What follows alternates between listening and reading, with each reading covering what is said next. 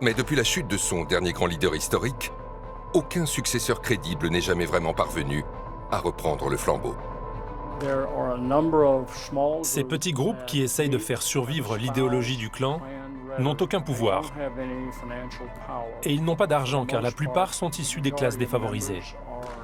Aujourd'hui, le clan, ce ne sont plus que quelques petits groupes isolés qui évoluent essentiellement dans des régions rurales. Ces groupes sont généralement organisés autour d'une famille. La plus connue à l'heure actuelle, ce sont les chevaliers du Ku Klux Klan de Thomas Robb, qui ne regroupent en fait que Robb lui-même, sa femme, ses enfants et 5 ou 6 voisins qui vivent dans le même quartier. Si Thomas Robb, un pasteur originaire de l'Arkansas, revendique être à la tête de l'organisation la plus importante du clan au niveau national, sa légitimité est d'autant plus contestée que le Ku Klux Klan lui-même ne représente plus que quelques groupes très minoritaires aux États-Unis et compterait à peine 4500 adhérents dans un pays de près de 350 millions d'habitants.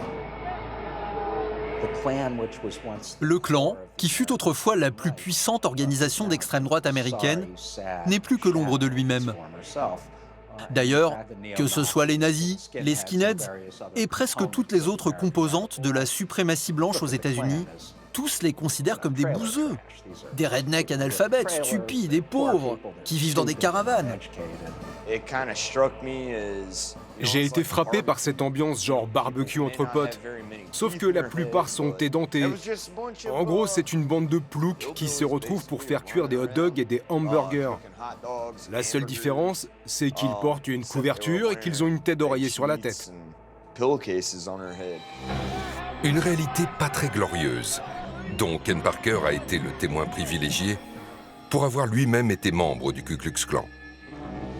Il en porte encore les stigmates aujourd'hui. Ça, c'est un hibou. Un tatoueur professionnel me l'a dessiné pour recouvrir tous les symboles de haine. Là, j'avais une croix gammée du style American History X. Celui-ci avec les 4 K pour Knights of the Ku Klux Klan. Il l'appelle le MEOK pour un signe mystique du Klansman, et lui aussi va disparaître bientôt. Pendant plusieurs années, Ken a été un haut responsable dans la hiérarchie du clan. D'abord séduit par leur image et leur idéal politique, il a fini par découvrir une réalité qui était loin de ce qu'il imaginait à cette époque. Autrefois, le clan lynchait des gens, il brûlait des églises. Moi, en tant que grand dragon, on m'avait demandé de lever une armée de réserve pour pouvoir reprendre notre pays si c'était nécessaire. Mais en réalité, le clan aujourd'hui, c'est juste des mecs qui distribuent des prospectus. Pour monter en grade, au sein du clan, il suffit juste de recruter des gens, de participer à des manifestations ou acheter des stupides flyers un peu partout. L'histoire de Ken Parker, c'est celle d'un homme blanc du sud des États-Unis qui, après de nombreuses années au sein du clan et du parti néo-nazi, a finalement choisi de renoncer à la haine et à la violence. À l'origine de ce changement de vie radical, il y a une histoire d'amitié avec un homme aux antipodes des suprémacistes blancs. Jacksonville. Avec près d'1 million d'habitants, cette métropole située au bord de la mer dans le nord-est de l'État de Floride est l'une des plus importantes des États-Unis.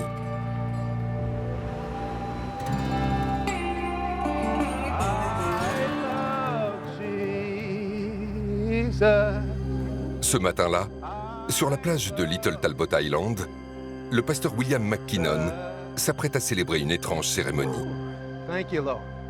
We pray that God, through our Lord Jesus Christ, will grant you full release from sin. Plusieurs membres de sa congrégation, l'église pentecôtiste, vont recevoir le baptême dans un endroit plutôt surprenant, l'océan Atlantique. Hallelujah. Let's go to the water.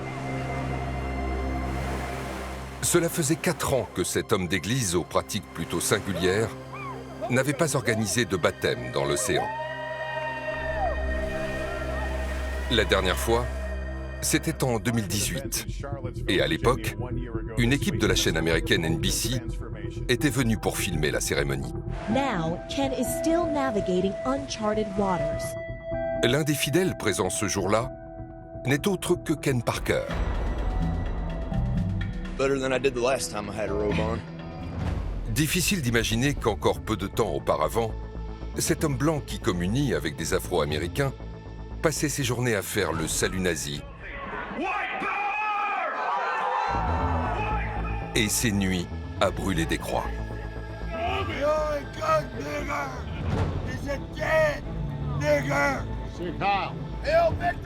L'homme à l'origine de cette rédemption, c'est justement le pasteur William McKinnon. Un jour, alors que j'étais assis au bord de la piscine avec mon ex-fiancé, ce pasteur noir est venu à notre rencontre. La première fois que j'ai rencontré Ken, nous vivions dans la même résidence. Je ne savais pas qu'il faisait partie du Ku Klux Klan et des néo-nazis. Il était simplement assis là avec sa copine. Nous sommes allés nous installer à une table et on s'est mis à discuter. Cela nous a permis d'apprendre à nous connaître. À un moment donné, il m'a dit « Ken, je ne sais pas quoi te dire à propos de tout ça.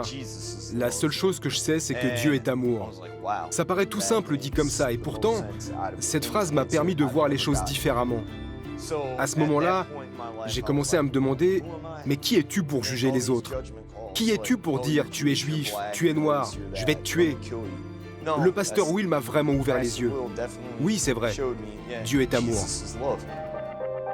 L'histoire d'amitié entre Ken Parker et Will McKinnon est un message d'espoir dans une Amérique plus divisée que jamais.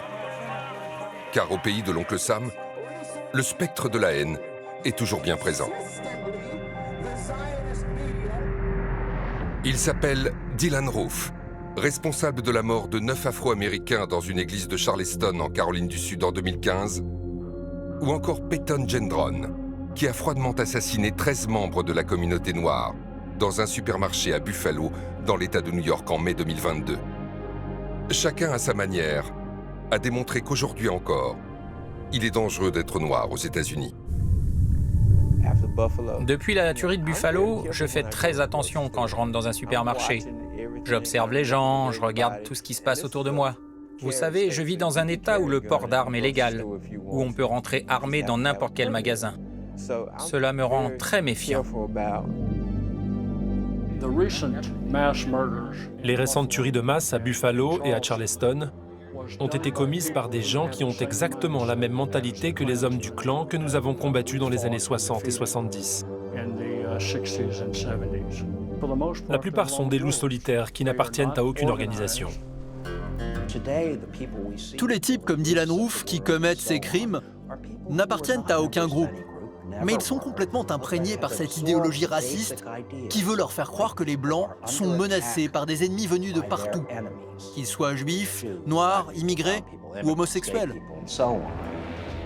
2 tueries de masse perpétrées par des hommes très jeunes qui avaient respectivement 18 et 21 ans au moment des faits.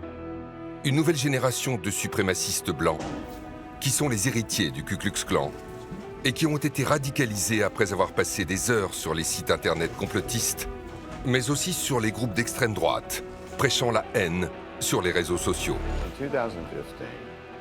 En 2015, juste avant que Dylann Roof ne pénètre dans cette église et qu'il tue ces 9 personnes innocentes et qu'il en blesse beaucoup d'autres, il a passé plusieurs heures à surfer sur un site internet d'extrême droite dont l'idéologie s'inspirait des conseils blancs du Mississippi, dont la plupart des membres étaient des Klansmen. Et c'est ce qu'il a lu juste avant de rentrer dans l'église.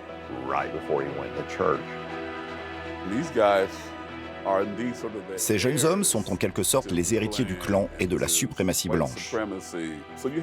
Les gens comme Dylann Roof et l'autre sont influencés par ce qu'ils voient dans les médias et ce qu'ils lisent tous les jours sur les réseaux sociaux. Ça les conforte dans l'idée que les Blancs sont une race à part et qu'à ce titre, ils méritent un meilleur traitement que les autres.